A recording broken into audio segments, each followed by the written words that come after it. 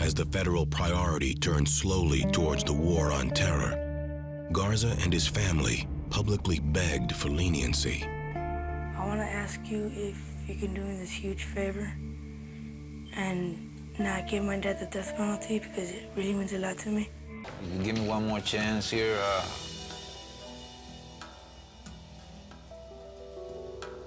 I'll be very grateful, and I won't let you down.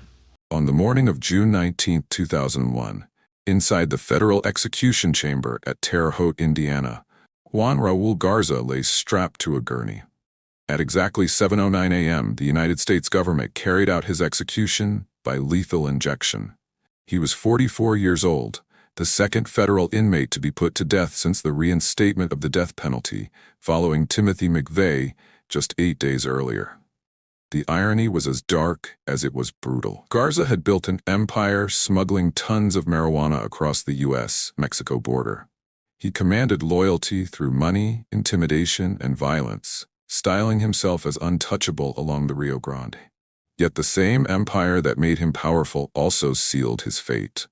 His convictions for drug trafficking alone might have earned him life, but the murders tied to his organization guaranteed something more final, and the bloodshed was not confined to strangers or rivals. Federal prosecutors presented evidence that Garza personally ordered executions in Mexico, killings so cold they shocked even seasoned investigators. Among the dead, his own son-in-law, the husband of his daughter, and the sister-in-law of one of his closest associates. These betrayals proved that no one, not even family or allies, was safe under his rule. Added to this were at least 7 unadjudicated murders in Matamoros and Monterrey, bodies left riddled with bullets, dismembered, or buried in shallow graves. Though never tried in Mexican courts, jurors in Texas heard the chilling details, and they carried weight. His downfall came in 1992, when Mexican police tracked him to Monterrey. Once surrounded by cash, guards, and the aura of invincibility, Garza was dragged out of hiding by the very violence he had unleashed. He thought Mexico's constitution protected him. Extradition to face the death penalty was forbidden, but prosecutors found a loophole. Through diplomatic assurances, Garza was extradited on drug charges alone. Once he was on U.S. soil, federal attorneys invoked the 1988 Anti-Drug Abuse Act, which carried death for murders committed in furtherance of a drug enterprise. That legal twist, some called it a betrayal of Mexico's promise, sealed his fate. As he lay strapped to the gurney, Garza's empire had long since crumbled. His final words spoke of forgiveness and peace, a plea to God to receive him with mercy. For the government, his death was a statement. Terrorism and drugs alike would be punished with the ultimate penalty. For critics, his case revealed troubling cracks: foreign murders introduced as evidence, racial and geographic disparities in federal capital prosecutions, and questions about the fairness of his trial. But to understand how a boy from Brownsville, Texas, rose to become a border kingpin, how a lucrative marijuana empire turned into a chain of ruthless murders, and why his name remains etched in the short, violent history of modern federal executions, we have to go back to the 1970s, along the U.S.-Mexico border, back to a world where opportunity and temptation walked side by side, back to the beginnings of Juan Raul Garza's rise and the bloody path that led him to Terre Haute's death chamber. If you're drawn to stories of justice, betrayal, and the people who reach a point of no return, make sure to subscribe to No Way Out. This is where true crime meets truth. Real cases, real consequences, the darkest corners of human decision, broken down into tiny pieces so you can see every detail and make your own conclusions better. Juan Raul Garza was born on November 18, 1956, in Brownsville, Texas, to Mexican migrant farm workers who had crossed the border seeking a better life. His parents moved frequently between Texas and Michigan, following the seasonal work that kept food on American tables. Young Juan spent his early years in Michigan, where the family worked the fields during harvest season. The Garza family lived in conditions most Americans never experienced. Juan slept on mats in cramped quarters shared with other migrant families. His childhood was defined by constant movement, back-breaking labor, and the harsh reality of being at the bottom of America's economic ladder. By his teenage years, Juan was working alongside his parents in the fields, his small hands picking crops under the scorching sun. When not in the fields, Juan sold fruit door to door, learning early how to talk to people and make sales. This skill would serve him well in ways his parents never imagined. The family's poverty was so severe that Juan considered it a major achievement when he finally saved enough money to buy his first real bed, leaving behind the mats that had defined his childhood's sleeping arrangements. Education was not a priority in the Garza household. Survival came first. Juan dropped out of high school, following a path taken by many children of migrant workers who needed to contribute to family income rather than sit in classrooms.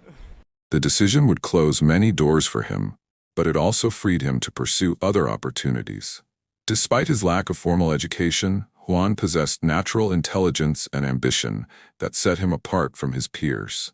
He understood that the migrant worker life his parents lived was not the future he wanted. While other young men from similar backgrounds accepted their circumstances, Juan began looking for ways to climb out of poverty. After years of moving between states, the Garza family eventually settled back in Brownsville, Texas, the border town where Juan had been born. Brownsville sat directly across the Rio Grande from Matamoros, Mexico, connected by bridges that facilitated both legal commerce and illegal smuggling. The location would prove crucial to Juan's future endeavors. In Brownsville, Juan discovered he had a talent for construction work. He started small, taking on residential projects and gradually building a reputation for reliable work. His natural charisma and sales skills, honed during his door-to-door fruit-selling days, helped him win contracts and build relationships with customers. By his early 20s, Juan had established his own construction company. The business became successful enough to provide him with a comfortable middle-class lifestyle, a remarkable achievement for someone who had started life sleeping on mats in migrant worker housing. He owned a home, employed several workers, and had gained respect in the Brownsville business community. Juan married and became a father to 4 children. His wife's father was one of Brownsville's most respected pastors, and Juan became known in the community as a devoted family man. Neighbors saw him as a success story, someone who had pulled himself up from poverty through hard work and determination. The construction business gave Juan his first taste of real money and status. He enjoyed the respect that came with being a successful businessman, the ability to provide for his family, and the power that money brought. But for someone who had grown up with nothing, the legitimate money from construction work would eventually seem insufficient compared to the vast profits available in other enterprises. As Juan's construction business thrived in the late 1980s, he began to notice opportunities that his unique position in Brownsville presented. This brought him into contact with a diverse network of people on both sides of the border. His crews included workers who traveled regularly between Texas and Mexico, and his projects often involved clients with connections throughout the region. This network would become the foundation for ventures that extended far beyond legitimate construction work. Brownsville's economy had always been tied to cross-border trade. Legal businesses flourished by moving goods between the United States and Mexico, taking advantage of the city's position as a gateway between 2 countries. But the same geographic advantages that benefited legitimate trade also attracted those involved in illegal activities. During the late 1980s, the drug trade through the Texas-Mexico border was expanding rapidly. Colombian cartels were establishing new routes through Mexico to reach American markets, and local operators were needed to facilitate the final stages of transportation and distribution. Someone with Juan's connections, local knowledge, and business acumen represented exactly the kind of partner these organizations needed. Juan's first involvement in drug trafficking began small. He was approached by associates who needed someone with vehicles and local knowledge to help move marijuana across the border. The payments for these initial jobs far exceeded what Juan could earn from his construction projects, and the work seemed relatively simple and low risk. The transition from legitimate businessman to drug trafficker was gradual. Juan initially viewed the smuggling activities as a side business that supplemented his construction income. He maintained his regular business, continued his community involvement, and preserved his reputation as a family man and respected member of Brownsville society. However, the profits from drug trafficking quickly dwarfed his construction earnings. A single successful smuggling operation could generate more money than months of legitimate work. Juan began to see his construction business as small-time compared to the opportunities available in the drug trade. Juan's organization started by moving small quantities of marijuana across the Mexican border. His construction business provided a cover for these activities. Work trucks, construction materials, and the constant movement of workers and vehicles across the border created numerous opportunities to conceal illegal cargo. As Juan became more involved in drug trafficking, he began to understand the broader structure of the trade. Marijuana was grown in rural areas of Mexico, particularly in Oaxaca, and needed to be transported to American markets. The operation required coordination between growers, transporters, and distributors, with significant profits available at each stage. Juan's ambition and organizational skills quickly made him valuable to his suppliers. Within a few years, he was making frequent trips to Oaxaca, where the marijuana was cultivated. He developed relationships with growers and began to take on larger roles in the transportation chain. The evolution from small-scale border smuggling to major drug trafficking operations happened rapidly. Juan discovered that by using aircraft to transport drugs from the growing regions to the border, he could move much larger quantities and increase his profits dramatically. This required significant capital investment and sophisticated planning, but the returns justified the risks. By the early 1990s, Juan's organization had expanded beyond Texas to include operations in Louisiana and Michigan. His knowledge of these states from his family's migrant worker days proved valuable in establishing distribution networks. The same routes his family had traveled seeking farm work now served to move illegal drugs to American consumers. The success of Juan's drug trafficking operations created new challenges. Larger operations required more employees, greater coordination, and increased security measures. Juan needed to recruit reliable associates, establish secure communication systems, and develop methods for laundering the substantial profits his organization generated. As Juan's drug empire grew, so did the risks. Law enforcement agencies were becoming more sophisticated in their methods for detecting and disrupting drug trafficking operations. The larger Juan's organization became, the more likely it was to attract attention from federal investigators who had resources and authority that local police lacked. By 1990, Juan's drug trafficking organization was generating millions of dollars annually, but success brought new problems. The larger the operation became, the more people were involved, and Juan began to notice irregularities that suggested someone was stealing from him or working with law enforcement. Drug shipments that should have arrived safely were being intercepted by police. Money that should have been delivered was reported missing. These losses represented more than financial setbacks. They indicated that Juan's organization had been compromised. In the drug trafficking world, such betrayals typically meant only one thing: informants. Juan's response to these suspected betrayals would transform him from a drug trafficker into a killer. The construction businessman who had built his reputation on reliability and fair dealing was about to become someone who settled disputes with violence. This transformation would ultimately lead to his downfall. The first person to fall under Juan's suspicion was Erasmo de la Fuente, a smuggler who worked closely with Juan's organization. De la Fuente was responsible for coordinating shipments and had detailed knowledge of routes and timing.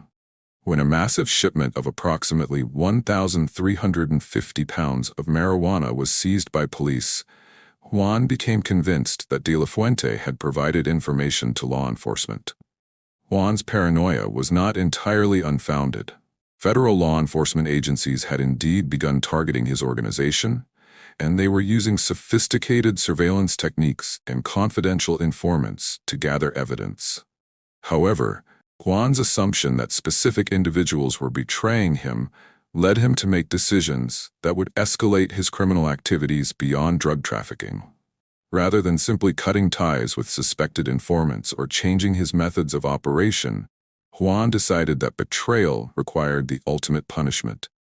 This decision marked the beginning of a killing spree that would claim multiple lives. The first target was not De La Fuente himself, but his associate Gilberto Matos.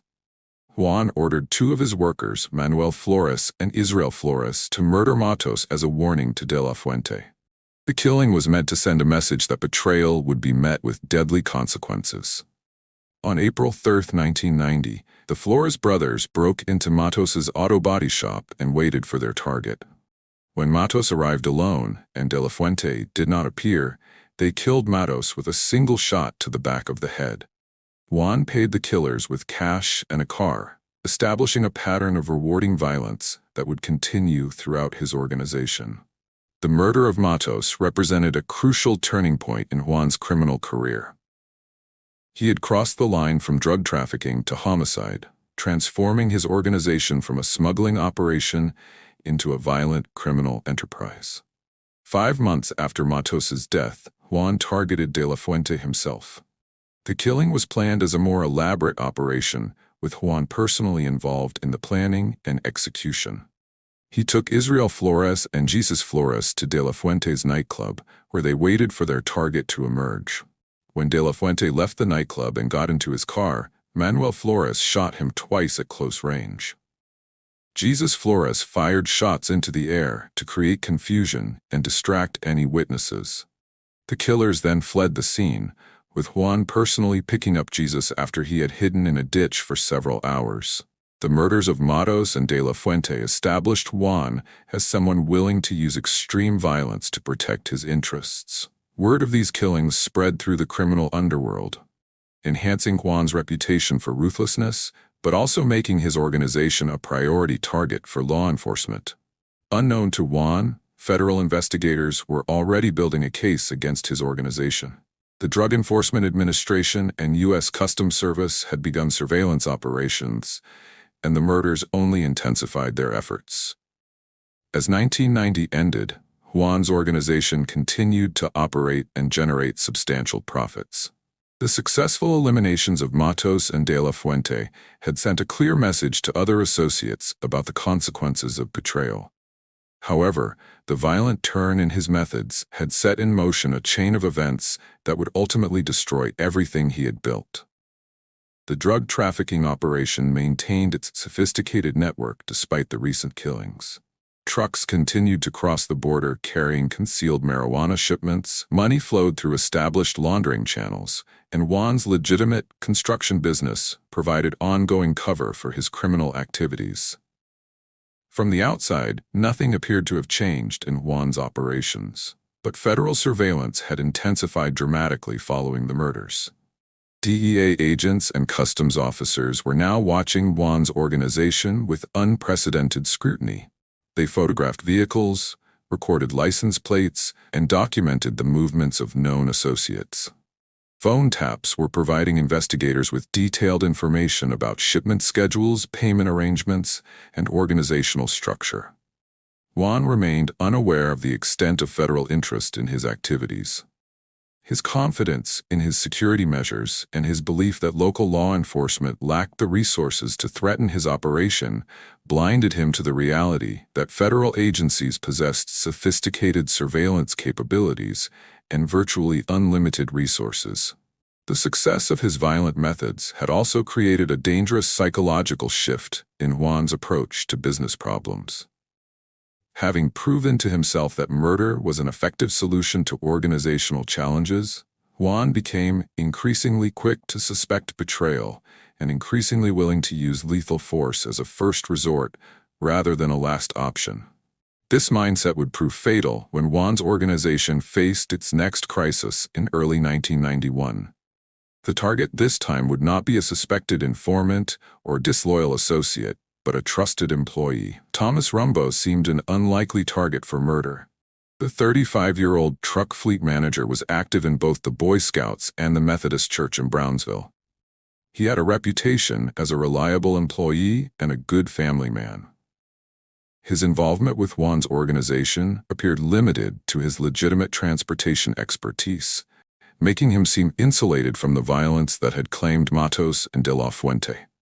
Rambo's role in Juan's organization involved inspecting trucks that carried marijuana shipments. His legitimate job as a fleet manager provided perfect cover for ensuring that drug loads were properly concealed and that vehicles were mechanically sound for long-distance transportation. The position required trust and discretion, qualities that Rambo had demonstrated over time. Unlike the murders of Matos and De La Fuente, which had resulted from Juan's suspicions about deliberate betrayal, Rambo's fate would be sealed by a single moment of bad luck during routine surveillance operations. Federal officers had been conducting systematic observations of vehicles associated with Juan's organization, looking for patterns and opportunities to gather evidence. In January 1991, federal officers conducting surveillance observed Rambo loading 360 pounds of marijuana into a trailer at a location they had been monitoring for weeks. The officers had not specifically targeted Rambo, but had been watching the facility as part of their broader investigation of Juan's transportation network. When they approached him and revealed what they had seen, Rambo faced a choice that would determine his fate. He could have refused to cooperate, demanded a lawyer, or simply remained silent. Instead, he made a decision that he believed would minimize his legal problems, but would ultimately cost him his life. Rambo agreed to turn over the entire shipment to federal officers. This cooperation represented exactly the kind of law enforcement breakthrough that Juan feared most. Losing drugs to police seizure was costly, but having an employee voluntarily cooperate with federal agents posed a much greater long-term threat to the entire organization. Recognizing the danger his cooperation posed, Rambo attempted to conceal what had happened. He cut a hole in the fence surrounding the trailer and claimed that the drugs had been stolen. The hole in the fence was Rambo's attempt to create fake physical evidence of a burglary to explain the missing drugs. He was trying to make it appear that outside criminals had broken into the secured area and stolen the marijuana, rather than admitting that he had voluntarily cooperated with federal agents and handed over the shipment. This deception was meant to protect Rambo from retaliation, while providing Juan with a plausible explanation for the loss.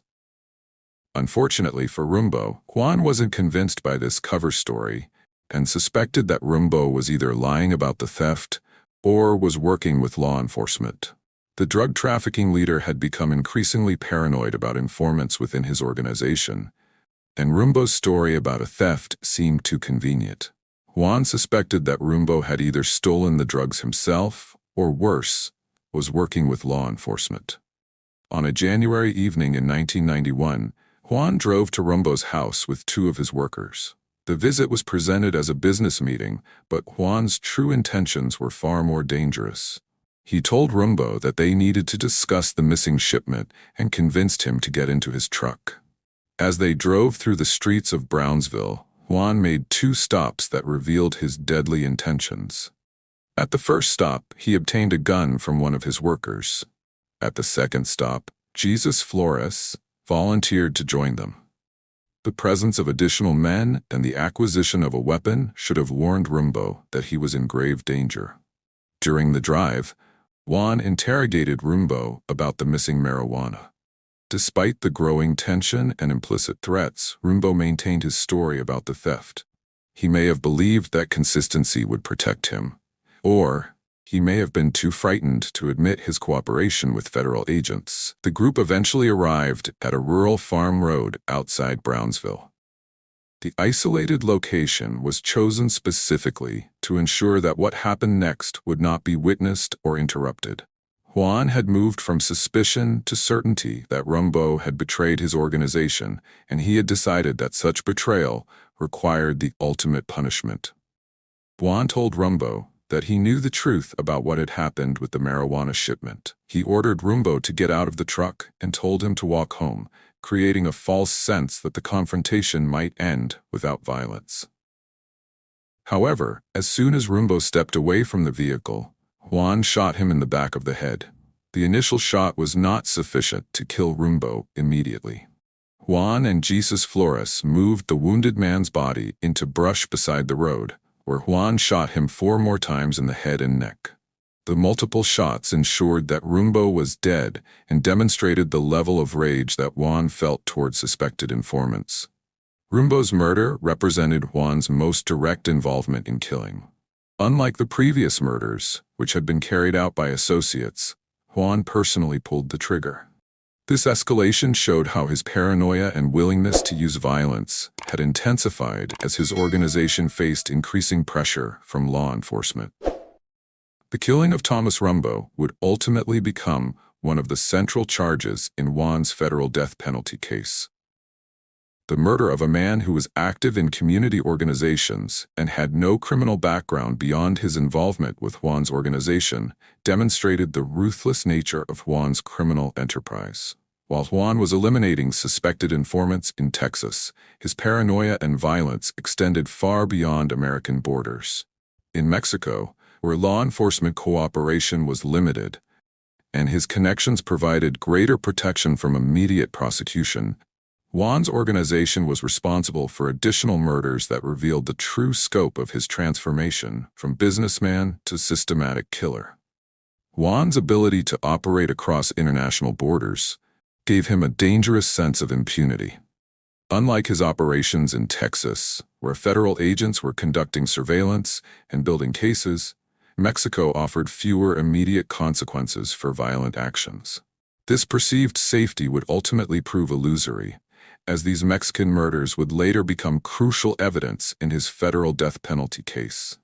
The cross-border nature of Juan's organization required trusted associates who could operate independently in Mexico while following his orders from Texas.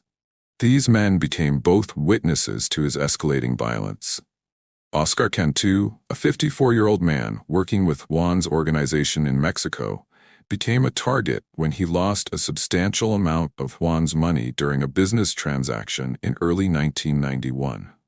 Unlike Juan's younger associates who had been drawn into the drug trade seeking quick profits, Cantu was an experienced businessman who had been working with cross-border operations for years before Juan's organization expanded into Mexico. Cantu's role in Juan's network was crucial but dangerous.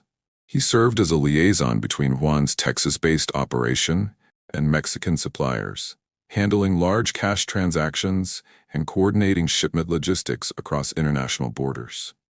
When Mexican federal police discovered Cantu's activities, they followed a pattern that was unfortunately common throughout border regions.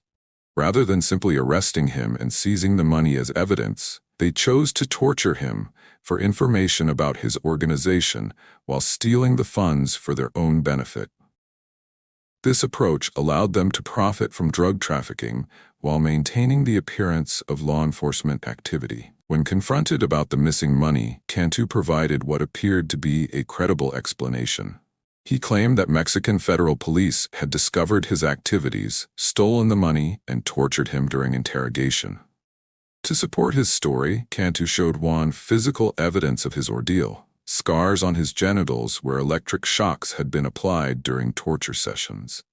The physical evidence included burns and scarring that could only have resulted from deliberate application of electric current to sensitive tissue.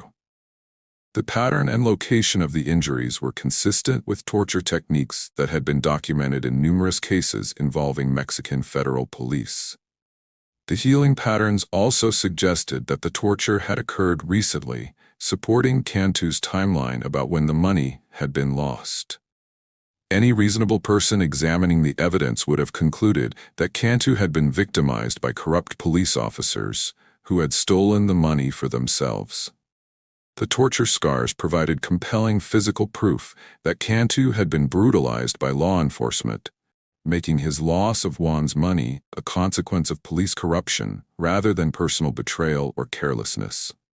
However, Juan's paranoia had reached levels where physical evidence of torture was insufficient to establish innocence. His suspicion of associates had become so extreme that he viewed any financial loss as evidence of betrayal, regardless of the circumstances.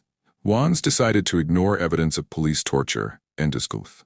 In April 1991, Juan ordered Cantu's murder in Reynosa, Mexico, demonstrating that his violent response to perceived betrayal now extended across international borders. The decision represented a complete rejection of evidence and rational analysis in favor of paranoid assumptions about betrayal and disloyalty. In May 1991, Fernando Escobar Garcia became Juan's next Mexican victim. Garcia was killed for losing a shipment of marijuana, but Juan's reasoning revealed the calculating coldness that now characterized his approach to human relationships. Israel Flores testified that Juan had said he was going to get rid of Fernando because he didn't have any use for him. He just turned around and shot Fernando a couple of times. This testimony revealed that Juan no longer viewed his associates as people with whom he had business relationships, but as disposable assets whose value was measured solely by their ability to generate profits. The casual nature of Garcia's execution, Juan simply turned and shot him multiple times, demonstrated how comfortable Juan had become with direct involvement in killing. Unlike the earlier murders, which had been carried out by associates following Juan's orders, Garcia's death showed Juan's willingness to personally execute people he viewed as liabilities. The murder of Garcia also illustrated the systematic nature of Juan's violence.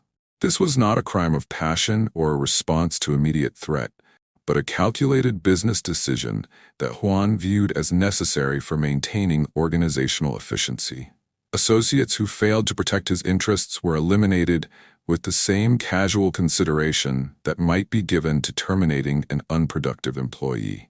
Lauro Antonio Nieto's murder in May 1991 revealed another dimension of Juan's evolving violence: his willingness to force trusted associates to commit murders on his behalf, while threatening them with death if they refused. This killing marked a crucial evolution in Juan's methods, from simply ordering executions to psychologically manipulating his associates into becoming killers themselves. Nieto had been a longtime member of Juan's organization, trusted with significant responsibilities and access to substantial amounts of money. His relationship with Juan went beyond simple employment. He was considered part of the inner circle of associates who had helped build the drug trafficking operation from its early days when shipments were small and risks seemed manageable. The fatal trip to Veracruz, Mexico, had been routine by the standards of Juan's organization. Nieto and Israel Flores were tasked with purchasing marijuana from suppliers and arranging transportation back to Texas. The $20,000 they carried represented a significant but not unusual investment for Juan's operation, which regularly moved much larger sums of money across international borders. What exactly happened to the $20,000 during the Veracruz trip was never fully explained. In the dangerous world of international drug trafficking, numerous factors could result in financial losses that were beyond the control of individual operatives. Under normal business circumstances, such a loss might have been written off as a cost of doing business in a high-risk industry. Drug trafficking organizations typically factor in certain levels of loss due to law enforcement seizures, theft, and operational failures. However, Juan's increasing paranoia had eliminated his ability to accept any financial setbacks as anything other than personal betrayal. Rather than killing Nieto himself or hiring outside contractors, Juan ordered Israel Flores to carry out the execution. This decision served multiple purposes. It implicated Israel in murder, ensuring his continued loyalty through shared guilt. It demonstrated Juan's power to force associates to commit acts they might otherwise refuse, and it created a pattern of organizational violence that extended beyond Juan's personal actions. The order placed Israel in an impossible psychological position. As Nieto's companion on the fatal trip, Israel knew the circumstances of the money's loss and may have believed that Nieto was not entirely responsible for what had happened. However, Juan's threat was explicit and credible: kill Nieto or face execution alongside him. Juan's order to Israel represented a deliberate strategy of psychological manipulation designed to ensure absolute loyalty through shared guilt. By forcing Israel to personally kill Nieto, Juan created a blood bond that made Israel complicit in murder and therefore unlikely to cooperate with law enforcement agencies. The killing would also serve as a demonstration to other associates of what happened to those who lost Juan's money. The murder itself was carried out with the methodical brutality that had become characteristic of Juan's organization. Israel shot Nieto twice in the stomach and twice in the head, following Juan's established pattern of ensuring that victims were definitely dead. The multiple shots also demonstrated the level of violence that Juan expected from his associates when carrying out his orders. Perhaps the most shocking murder committed on Juan's orders was that of his own son-in-law, Bernabe Sosa. The 21-year-old man was found dead near the Rio Grande in January 1992, killed because he had lost a drug shipment that Juan viewed as his responsibility to protect. The murder would represent the complete moral collapse of a man who had once been celebrated in Brownsville as a devoted family patriarch. Sosa's involvement in Juan's criminal organization had likely begun as many family members' participation did, gradually through small favors and minor tasks that seemed relatively harmless. As Juan's son-in-law, Sosa would have been seen as trustworthy and loyal, someone who could be counted on to protect family interests. This trust made his eventual execution all the more devastating. The drug shipment that cost Sosa his life had been seized by law enforcement in Houston, representing a significant financial loss to Juan's organization. Unlike the Mexican murders, where victims had lost money through theft or carelessness, Sosa's situation involved law enforcement intervention that was largely beyond his control. However, Juan's paranoia had reached levels where any financial loss, regardless of circumstances, was viewed as evidence of incompetence or betrayal. According to Jesus Flores's later testimony, Juan held Sosa personally responsible for the Houston seizure despite the young man's limited experience in drug trafficking operations. Sosa may have been chosen for the Houston operation precisely because his family connection made him seem less likely to attract law enforcement attention or to cooperate with authorities if caught. The decision to kill his own son-in-law revealed the complete transformation of Juan's value system. The construction businessman who had married into a respected pastor's family and built his reputation on reliability and integrity had become someone who viewed family members as expendable business assets. The murder showed that Juan now applied the same ruthless calculations to personal relationships that he used for business decisions. The killing was carried out by two of Juan's associates rather than Juan himself, suggesting that even he may have found it psychologically difficult to personally murder a family member. However, his willingness to order the execution and his oversight of its completion demonstrated that family bonds no longer provided any protection within his criminal organization. The method chosen for Sosa's murder was designed to send a message to other family members and associates who might be involved in Juan's operations. The body was left near the Rio Grande, where it would be discovered, ensuring that the death would be known throughout Juan's network. For Juan's daughter, the murder represented an unimaginable betrayal. She had to live with the knowledge that her own father had ordered the execution of her husband, destroying her marriage, her family, and her relationship with her father simultaneously. The psychological trauma of this betrayal would extend far beyond the immediate grief of losing her husband. The murder also created impossible choices for other family members who knew or suspected Juan's role in Sosa's death. They faced the dilemma of maintaining family relationships with someone who had murdered a family member, while also dealing with their own fear about what Juan might do if they posed any threat to his interests. Juan's willingness to kill Sosa sent a chilling message to his other children and extended family members. If he could murder one son-in-law for business reasons, no family member was truly safe from his violence. This knowledge would have created an atmosphere of fear and suspicion within the family that undermined the normal bonds of trust and affection. The murder of Diana Flores Villarreal, the sister-in-law of the Flores brothers, represented the most disturbing example of Juan's paranoid violence. Villarreal was killed in Texas in July 1991, but her murder was connected to Juan's broader pattern of eliminating anyone he perceived as a threat to his operations, no matter how peripheral their actual involvement. Diana Flores Villarreal was connected to Juan's criminal organization through marriage, rather than direct participation.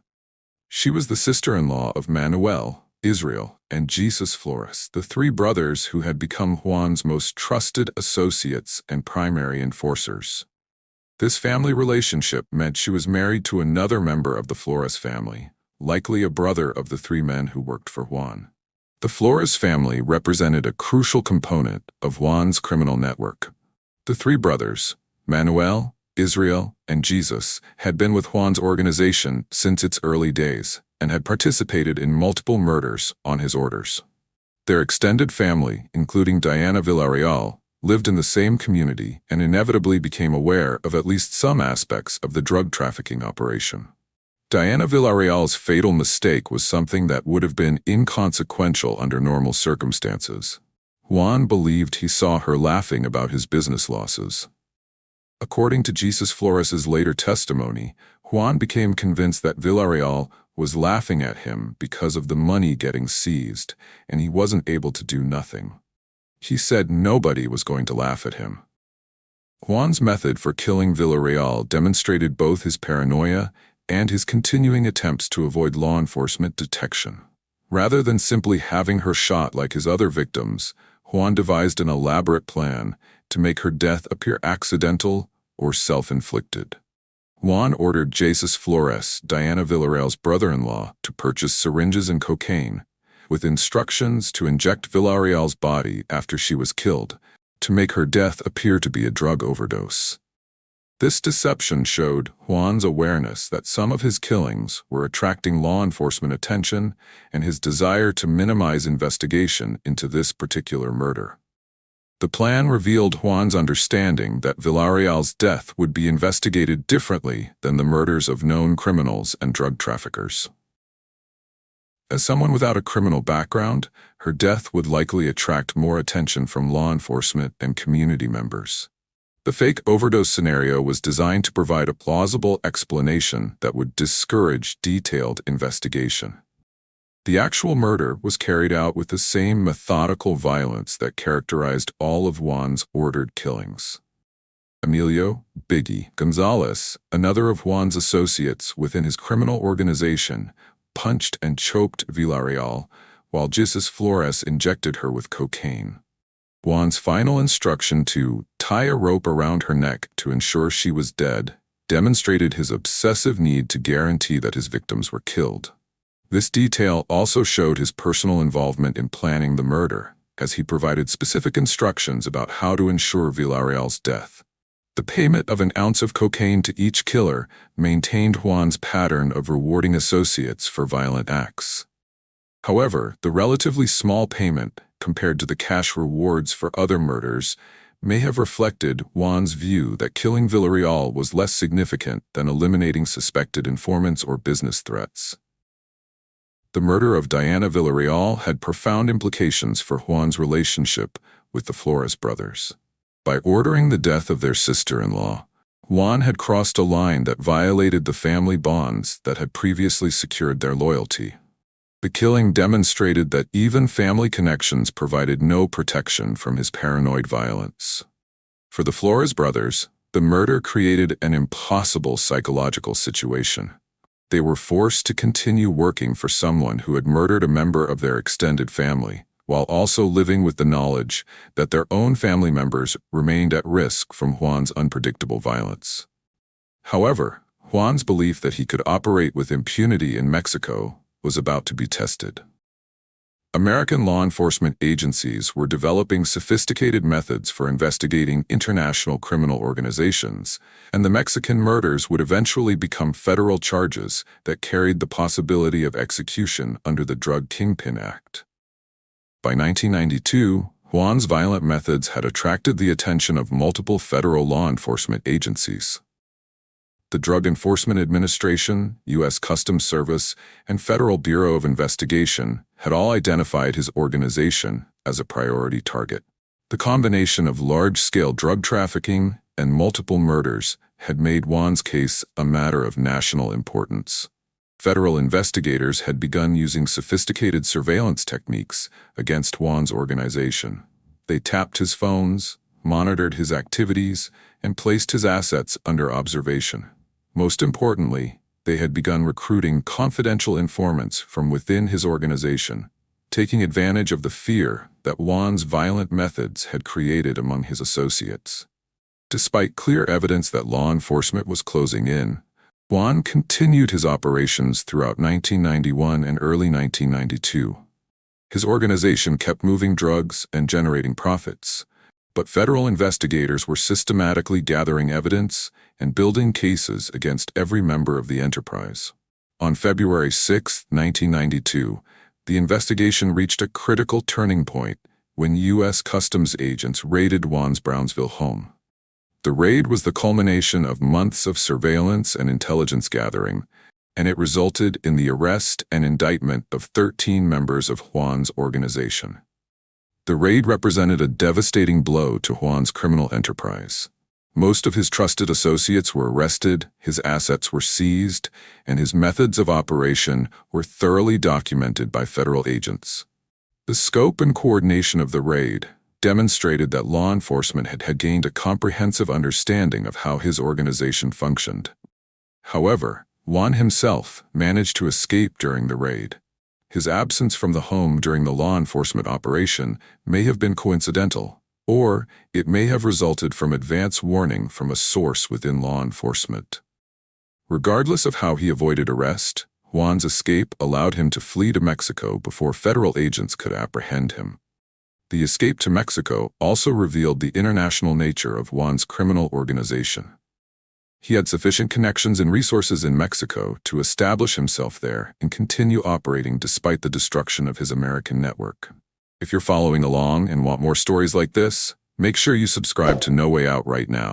Real executions, real consequences. We break down every decision, every twist, every betrayal. So hit that subscribe button, turn on notifications, and stay with us, because Garza's story is about to get darker. Now, let's continue.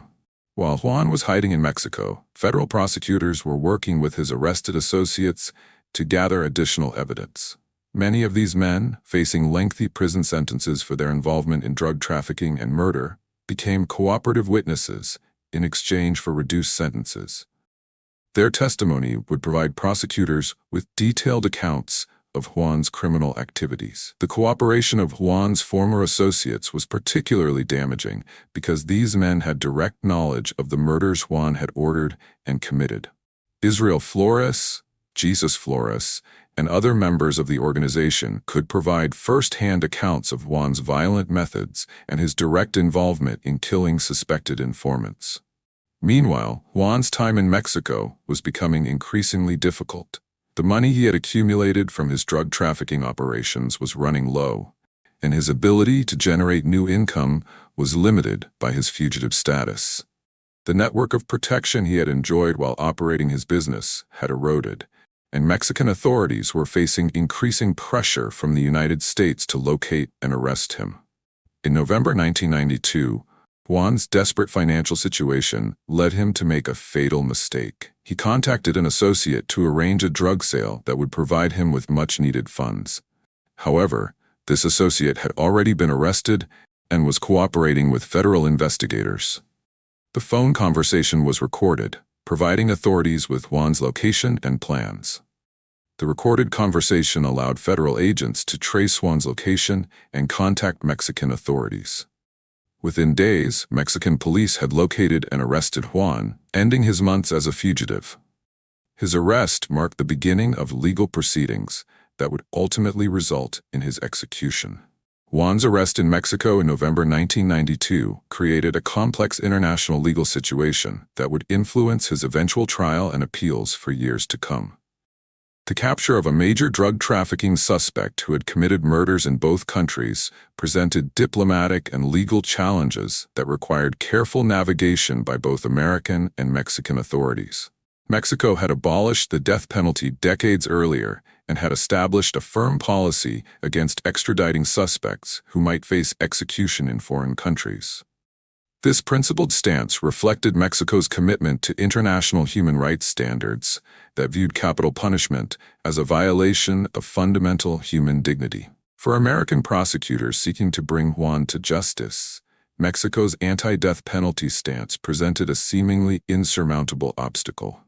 The evidence of Juan's crimes was overwhelming, and the systematic nature of his violence clearly warranted the most serious charges available under federal law.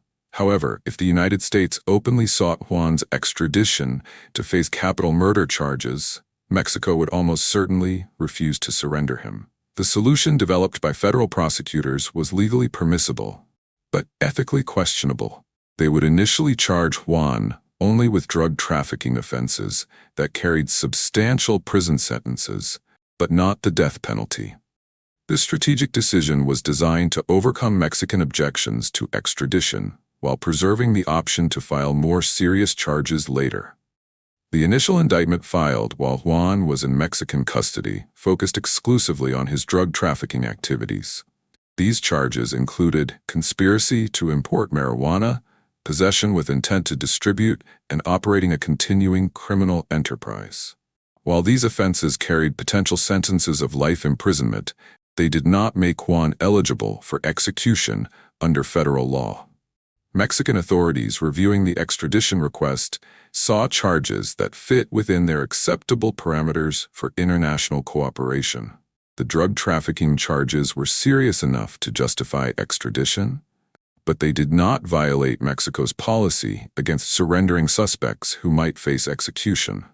Mexican officials believed they were participating in a routine international law enforcement cooperation case. The extradition negotiations proceeded smoothly because both countries appeared to have compatible goals.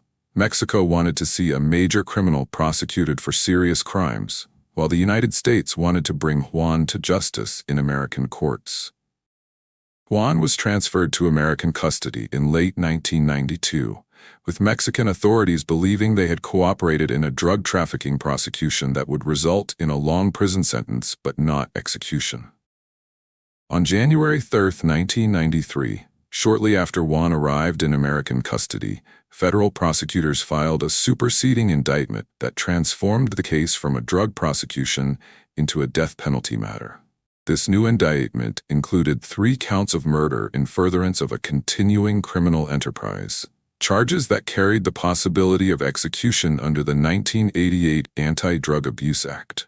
The timing of these new charges would later become a major issue in Juan's appeals and international legal challenges. Defense attorneys would later argue that American authorities had deceived Mexico about their true intentions, obtaining extradition under false pretenses, and then filing capital charges only after Juan was safely in American custody. This argument would form the basis for numerous legal challenges and international diplomatic protests. The new charges specifically related to the murders of Thomas Rambo, Gilberto Matos, and Erasmo de la Fuente, the 3 killings that had occurred in Texas and could be prosecuted in American courts. These murders had always been known to prosecutors, but they had deliberately omitted them from the initial extradition request. The legal strategy employed by federal prosecutors was not unusual in international cases involving potential death penalty charges. Many countries refused to extradite suspects who might face execution, so American authorities routinely use initial non-capital charges to secure extradition before adding more serious charges. However, this approach created ethical and legal questions about the United States' compliance with international treaties and agreements. The decision to seek the death penalty against Juan required approval from the highest levels of the Justice Department. Attorney General William Barr, who would later oversee federal executions during the Trump administration, personally authorized prosecutors to pursue capital charges against Juan. The decision to pursue capital charges would require Juan's case to proceed under the bifurcated trial system mandated for federal death penalty prosecutions. This meant that the trial would be divided into 2 phases: a guilt phase to determine whether Juan had committed the charged crimes, and a penalty phase to determine whether he should be sentenced to death or life imprisonment. The bifurcated system was designed to ensure that juries could separately consider the question of guilt and the question of punishment. During the guilt phase, jurors would focus solely on whether the prosecution had proven Juan's responsibility for the charged murders. Only if he was convicted would the same jury consider whether he deserved execution. The penalty phase would allow prosecutors to present additional evidence about Juan's dangerousness and the scope of his criminal activities, including the murders he had committed in Mexico. This evidence would be crucial to convincing jurors that Juan posed such a threat to society that only execution could prevent future violence. Juan's defense team would face the challenge of defending against both the specific murders charged in the indictment and the additional killings in Mexico that prosecutors planned to present as evidence of his dangerousness. This approach by prosecutors would become a central issue in subsequent appeals challenging Juan's conviction. As Juan's trial approached in 1993, federal prosecutors faced the challenge of presenting a complex case involving multiple murders, international drug trafficking, and a criminal organization that had operated across several states and countries. The prosecution team, led by Assistant U.S. Attorneys Mark Patterson and Jose Angel Moreno, had to weave together evidence from numerous sources to tell a coherent story of Juan's criminal enterprise. The prosecution's strategy centered on demonstrating that Juan had operated a continuing criminal enterprise that used murder as a tool to protect its drug trafficking operations. This approach was necessary to secure conviction under the Anti-Drug Abuse Act of 1988, which required proof that murders were committed in furtherance of ongoing criminal activities.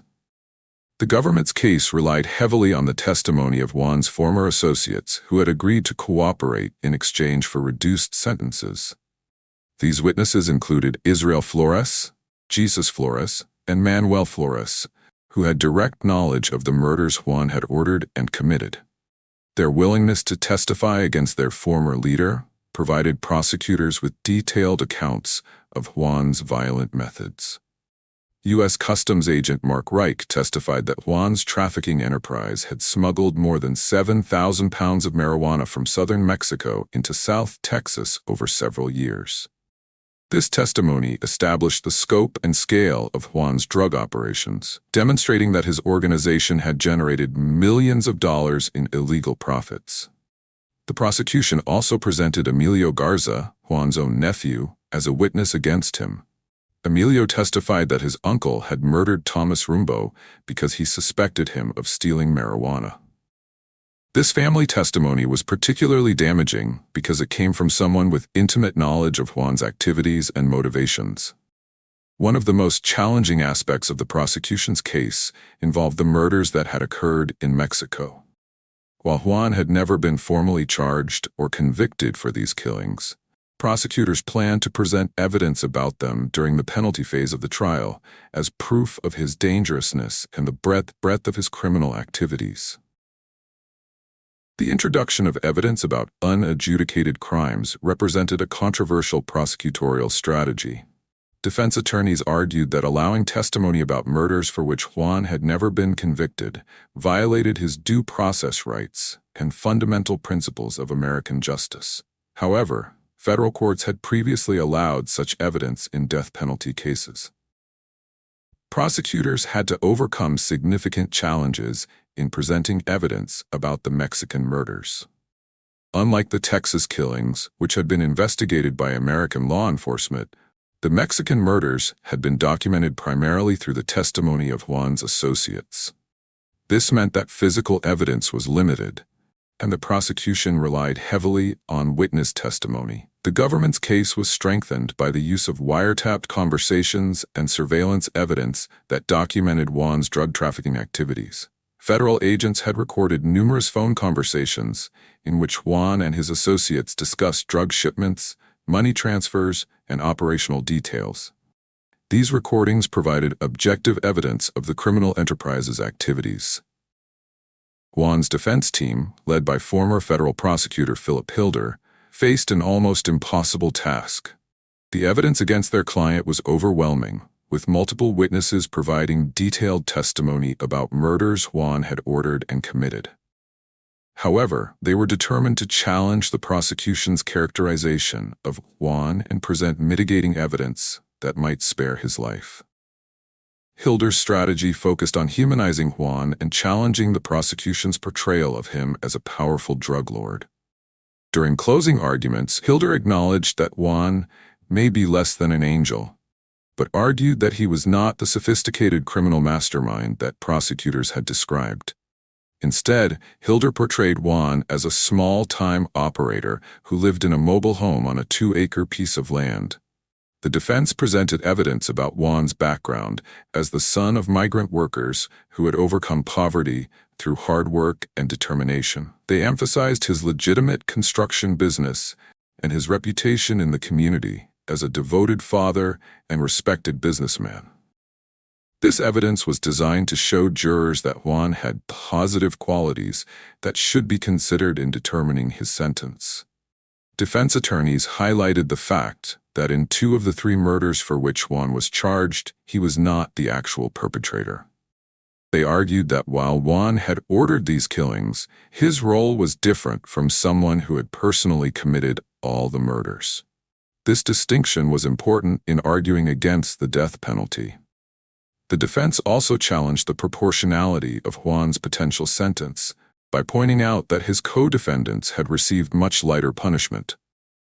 Manuel Flores, who had actually carried out some of the murders, received life in prison. Israel and Jesus Flores had received only 10-year sentences in exchange for their testimony against Juan.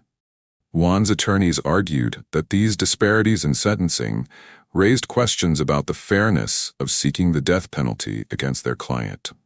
They suggested that Juan was being singled out for the harshest punishment, primarily because he was the leader of the organization, not because his individual actions were more deserving of death than those of his associates. The defense faced particular challenges in addressing the evidence about Juan's attempted escape and his efforts to arrange the murder of the prosecutor. While awaiting trial in federal custody, Juan attempted to orchestrate his escape through bribery of correctional officers and had his mistress try to smuggle him a hacksaw blade.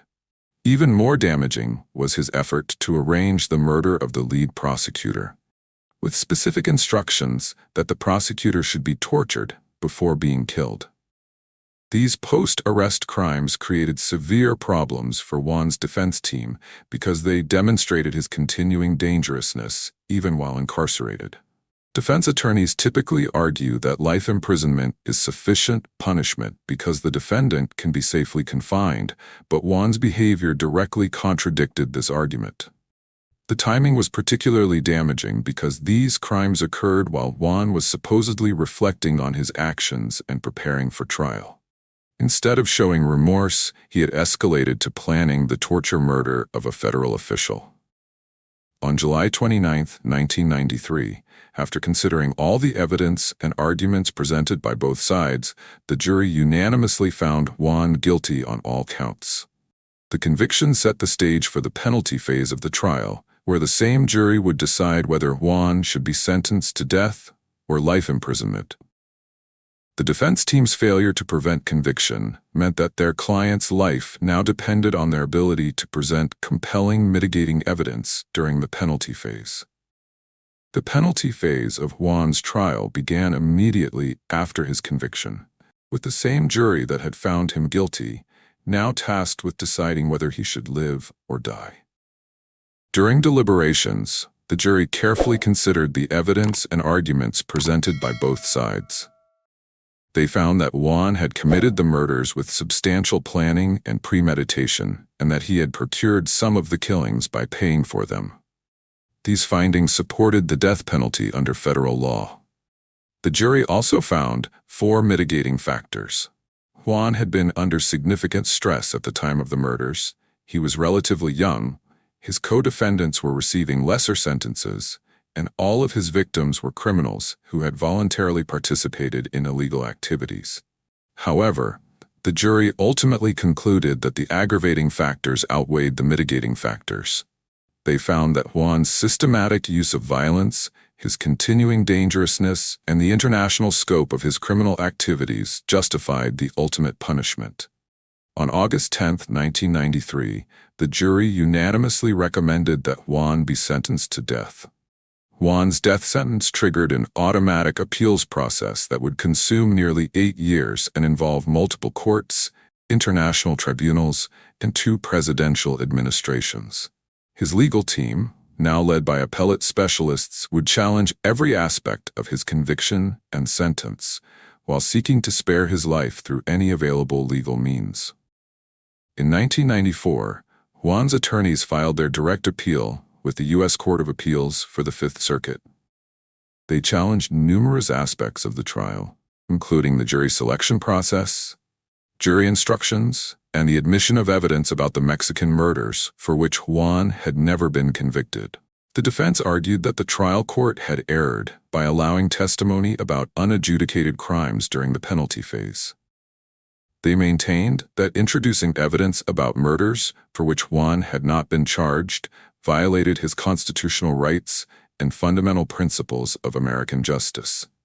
Juan's attorneys also challenged the adequacy of the jury selection process and argued that potential jurors had not been properly questioned about their ability to consider both life imprisonment and death as possible sentences.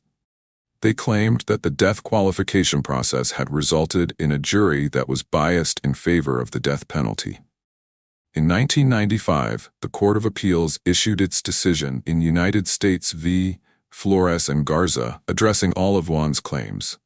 The court confirmed that the voir dire process used in selecting jurors had been adequate and that the penalty phase jury instructions were valid.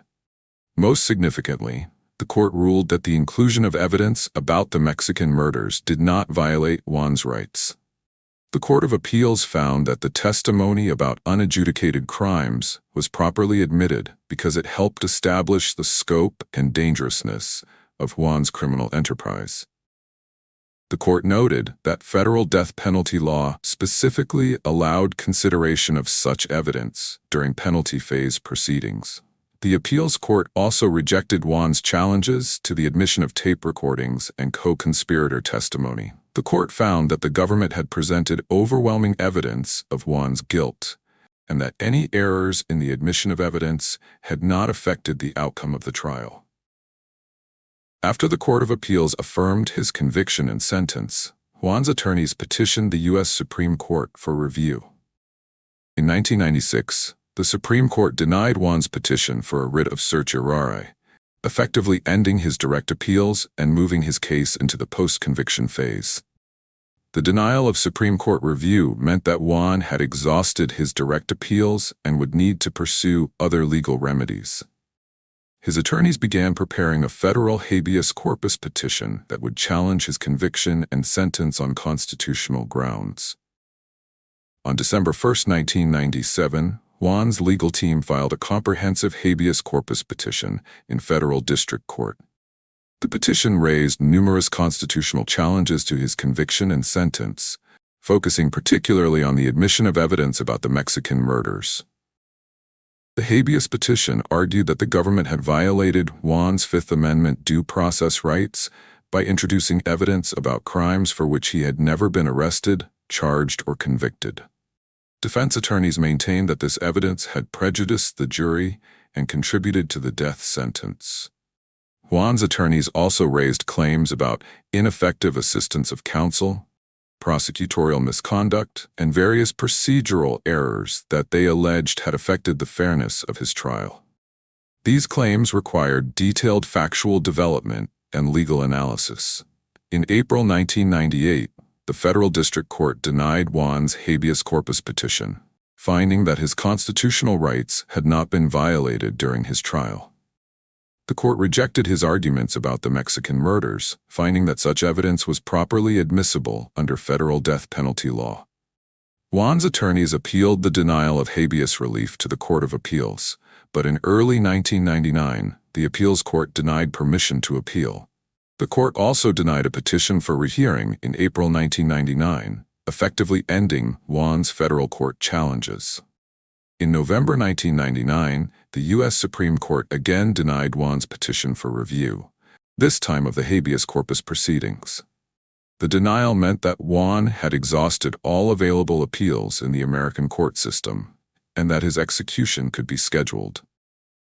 With his legal options in American courts exhausted, Juan's case moved into the final phase of the appeals process.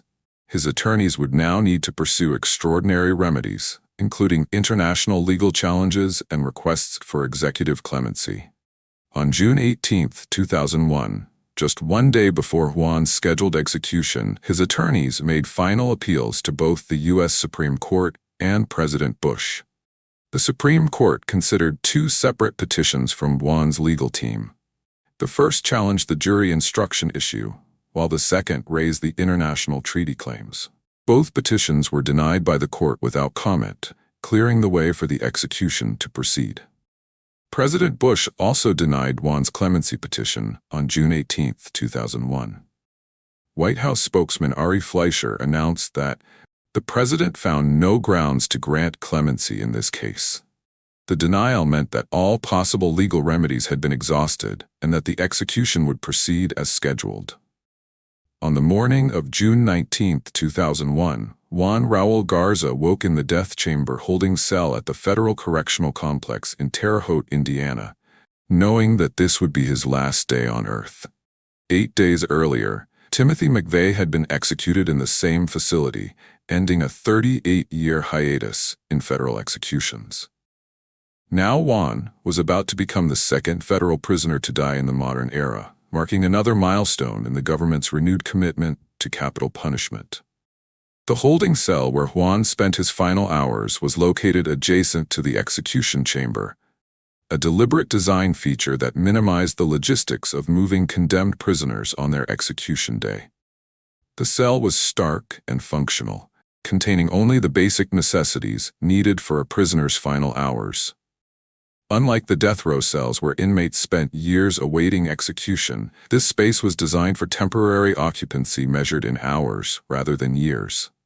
Prison officials had awakened Juan early, following established protocols that ensured condemned prisoners had adequate time to meet with spiritual advisors, complete any final personal business, and prepare mentally for their death. The early wake-up also allowed prison staff to conduct final security checks and ensure that all execution procedures would proceed on schedule. Juan's last meal reflected his Mexican-American heritage and simple tastes, providing a final connection to the cultural identity that had shaped his early life. He requested steak, French fries, onion rings, 3 pieces of bread, and a Diet Cola. The meal was substantial but not elaborate, suggesting either genuine appetite or a desire to maintain some normalcy during his final hours. Prison officials noted that Juan ate calmly and engaged in conversation with staff members throughout the morning.